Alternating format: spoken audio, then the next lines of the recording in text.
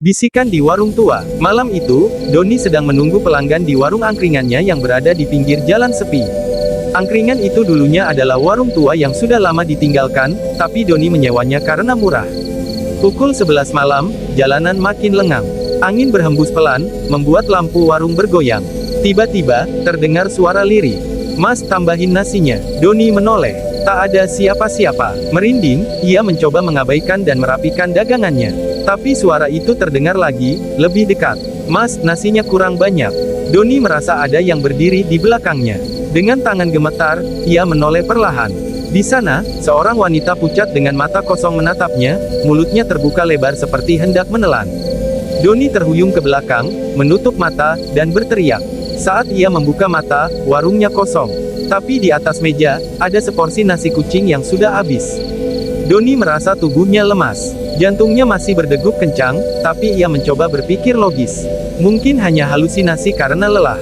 Namun, ketika ia hendak membereskan dagangannya, sesuatu membuatnya membeku. Di sebelah piring kosong itu, ada uang receh. Tapi uangnya basah dan berlumut, seperti sudah terkubur lama di tanah. Doni mundur perlahan, berniat menutup warung lebih awal. Namun, sebelum ia sempat mematikan lampu, terdengar suara tawa kecil dari sudut warung. Ia melirik ke arah suara itu.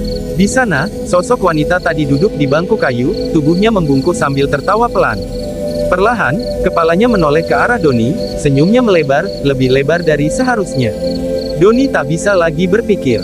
Ia berlari meninggalkan warung, tak peduli dagangannya masih berserakan. Sejak malam itu, ia tak pernah berani membuka warungnya hingga larut malam. Namun, setiap pagi saat ia kembali, selalu ada piring kosong di meja, dan uang receh berlumut yang bertambah banyak.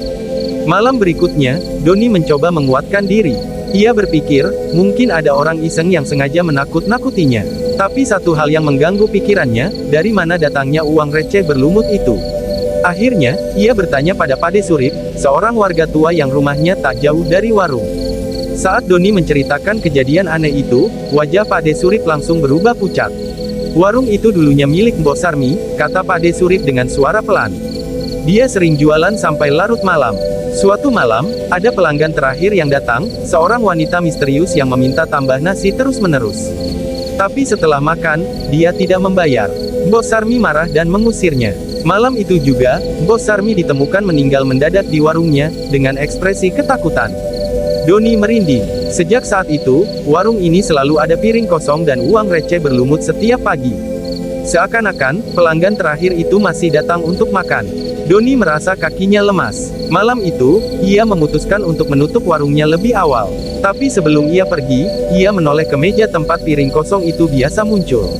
Dan di sana, sudah ada seporsi nasi kucing yang masih mengepul.